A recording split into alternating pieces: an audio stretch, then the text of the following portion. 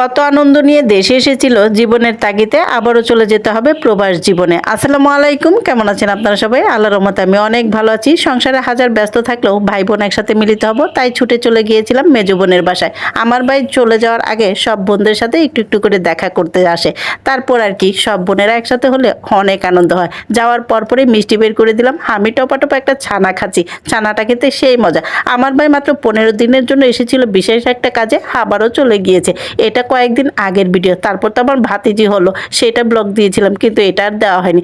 তারপর একটু একটু করে ভিডিও করছিলাম, আর এদিক দিয়ে সবাইকে নিচ্ছিলাম, কিন্তু সবাই বলছে না। তারপর আর কি এদিক দিয়ে তো মনে করেন যে মিষ্টি আমার ছেলেটা খেলো না, আমার বোন এতগুলো আইসক্রিম বের করে দিল। হয়ে যে আমার বোনের আবার প্রেশার, আইসক্রিম সবসময় ফ্রিজে থাকে। আমার ছেলে তো আইসক্রিম পেয়ে মহা খুশি।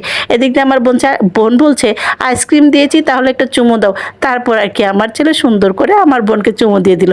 আর এদিক দিয়ে রান্নার ঘ্রাণে ঘরটা কেমন মোমো করছে। পোলাও বসিয়েছে, তারপর এদিক দিয়ে গরুর মাংস, বেগুন ভাজা, আর হচ্ছে স্পেশাল রোস্ট। এগুলো আমার বোনের হাজব্যান্ড রান্না করেছে।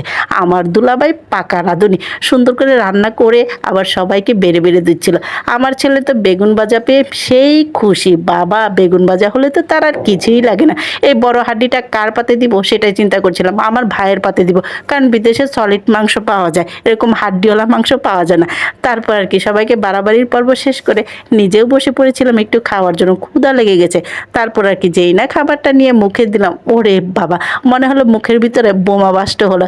এত মজা হয়েছে। এদিক দিয়ে আমার বড় বোন, ভাগিনা, তারপরে আমার মেজো বোন, আর এদিক দিয়ে স্পেশাল আমি। যাই হোক, আমার কাছে খাবারগুলো সেই মজা হয়েছে। মানে একদম 100-তে 100 দেওয়া যায়, 100-তে 200 দেওয়া যায় আমার বোন জামাইকে। এত ভালো রান্না করেছে। যাই হোক, খাওয়া দাওয়ার পর একটু পানীয় আর কিন্তু ঠান্ডা জিনিস খেতে খুবই ভালো লাগে।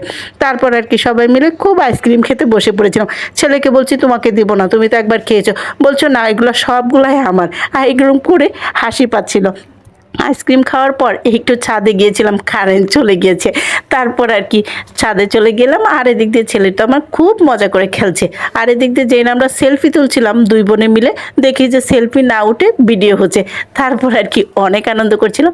আরও অনেকেই ছিল, কিন্তু সবাইকে ভিডিওতে নেওয়া হয় না। যাই হোক, তারপর সন্ধ্যা হয়ে গেছে, বাসায় চলে আসছি, কারেন্ট চলে আসছে।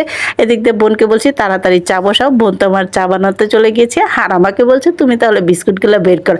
এদিক দিয়ে হরেক রকমের বিস্কুট, ড্রাই কেক, তারপর টোস্ট বিস্কুট, তারপরে ভাগরকানি, সুগার রুটি, কোনোটাই কমতি নেই। তারপরে দিক দিয়ে মিষ্টিও বের করে দিলাম। সুগার রুটি আর বাগরকানি দিয়ে মিষ্টি খেতে কিন্তু দারুণ লাগে আমার কাছে খুবই ভালো লাগে।